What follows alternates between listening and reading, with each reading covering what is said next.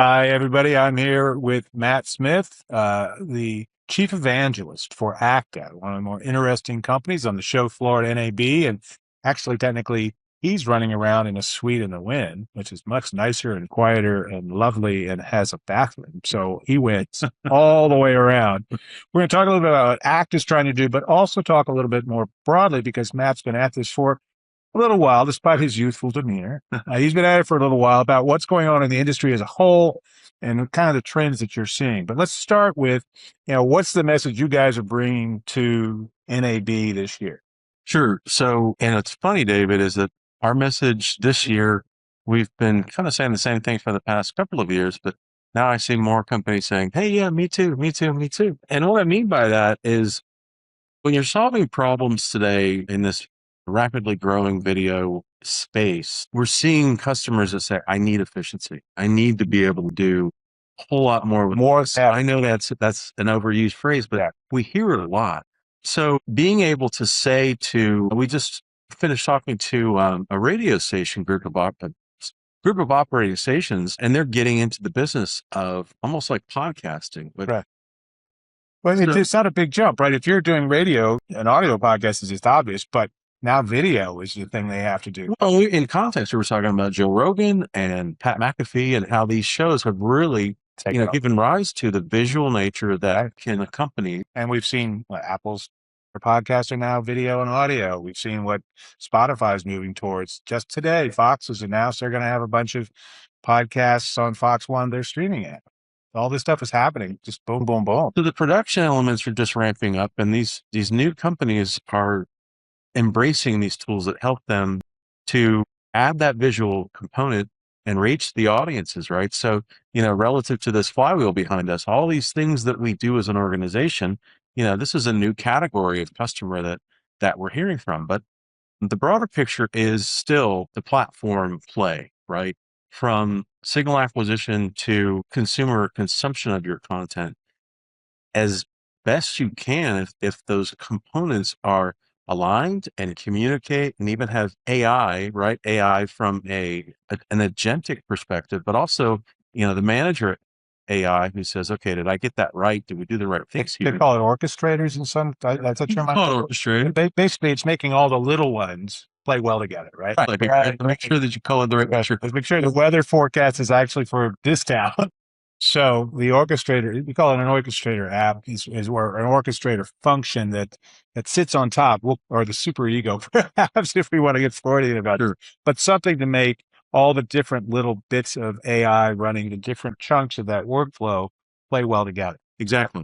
Right. So that's very important. A year ago, we were talking about the early nuances of AI and how it could help encode more efficiently, right? Save some of the bits or help to identify segments in a newscast. And so that those could be socially shared, vertically cropped and things like that.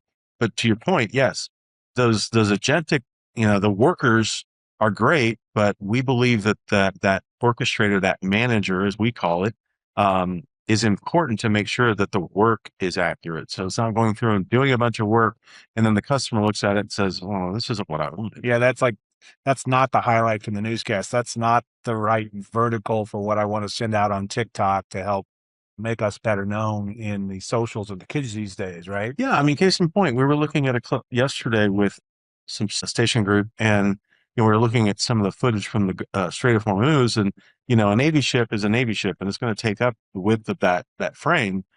And not good for vertical.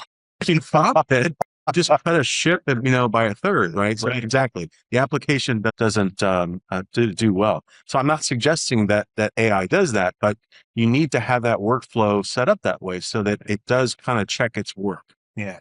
So it's really interesting to think how much things have changed in just this 1 year. This is a useful milepost for you, even as somebody who's watched so many changes over the last 30 years, to see how fast this has changed just in this year from lots of disconnected things. They're all useful, but needing a lot of hand holding to something that's more integrated, more all the way through the workflow, as you say, platform based, as opposed to we got an app for this, we got an app for this, we got an app for this. Now the twain shall meet, but this will output and then we'll input it over here. And it's a much smoother process, right? Right. and a much more integrated process. Or what we hear is I've got vendor A for this, vendor B for this, vendor C on to, vendor H, right? Right. And from an organizational standpoint, whether you're a television station or a network or a sports league, that can be problematic. Um, if you tell them that, hey, all of these components can live in harmony, can really work efficiently, and can help you go from a lot of human capital investment to less human capital investment. Again, where you repurpose those is really up to you as an organization. But if the technology can help you be more efficient and reach all these new screens in the formats they want with your content, that's a win-win all around. Absolutely. Let's pull it back a little bit. You've been talking to a lot of folks here. What are you hearing from the show? It's been going on for a little while now. What are you hearing in terms of trends and options and things like that that may impact, for instance, what Act is going to do going forward? Are you hearing where are the pain points? Where are the opportunities that you guys see going forward in the biggest picture? We hear a lot from our customers and our prospects. Help me understand how to be more efficient and monetize my content better. So the efficiency piece we've just touched on. The monetization piece is an interesting one. So here at the show, we're talking a lot about when we take your content and we apply AI and we do all these magic and interesting things, how are we helping you be a better business? Well, this year we're talking a lot about when we go through that content and the AI does its thing, adding or categorizing something in with an IAB tag, right? So that clip, that, package in a show or that highlight, right? That can help go downstream to when they're going to sell an ad against a Victor Wembanyama 3-point shot in the first round playoff game of an NBA game, and someone wants to buy that, or if you can give them that specificity, Right. the CPM will be higher. So it's really building a backside infrastructure for monetization in ways that we really it didn't make sense to try to do. It was just too work intensive, right? Right. And now you can automate a lot of that and do it in a smart way to really generate that on platforms well beyond the original broadcast or cable or streaming platform.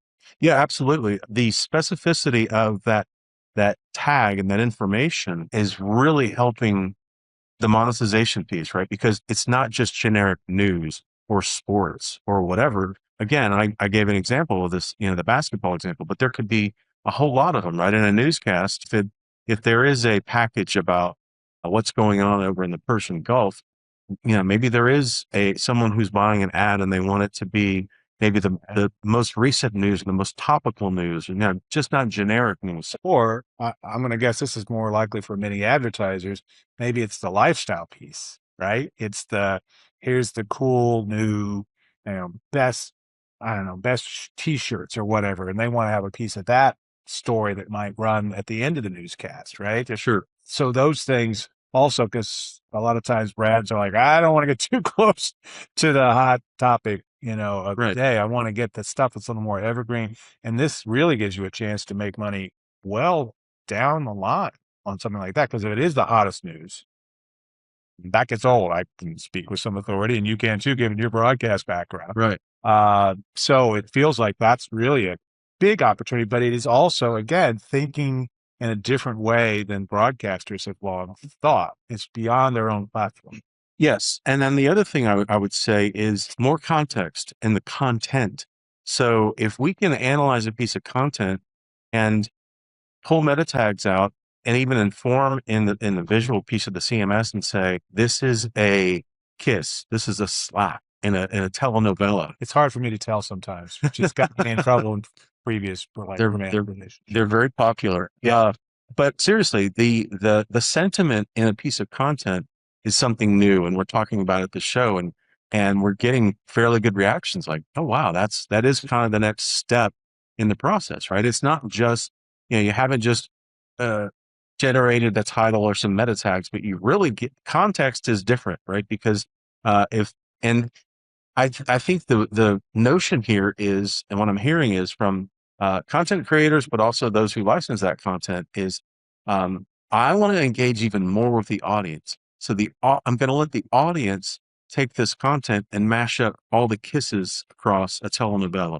all the slaps, like who is the father, right? You know, Right. that sort of stuff. Like it worked for Jerry Springer, but it took a long time for him to get that all stacked up for even as many were in his shows. But now you can do that and engage your creator community. Yeah. Which is a whole new universe. Yeah. Right. And then, you know, at the bottom line, I would say, you know, the fundamental perspective is still our message about AI first. So, you know, that I've seen different approaches, and, you know, we talked about some of those components and kind of sprinkling in AI over the top.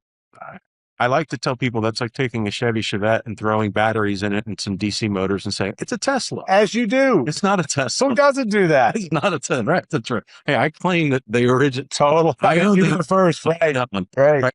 But if you've built things from the ground up with AI at the foundation across VOD syndication, live linear, you know, talked about extracting that metadata, it's incredibly more efficient and it makes sense. So being able to sit with these executives and show them what's actually happening and discuss a business outcome, you'd be surprised the mind share you get, because they're not just, their eyes don't go glassy because, oh, it's technology. Wow, okay, this is cool. You're giving them tangible and measurable outcomes, and that you can do. I get to it. Make your company make more money, be more efficient, and move forward at a time that's got to be confusing as it can be for many, many, many people. Yeah. And if they're really smart people who've done very, very well in this industry, it has changed so fast, and you can just see it in the last 5 years, right? It's stunning.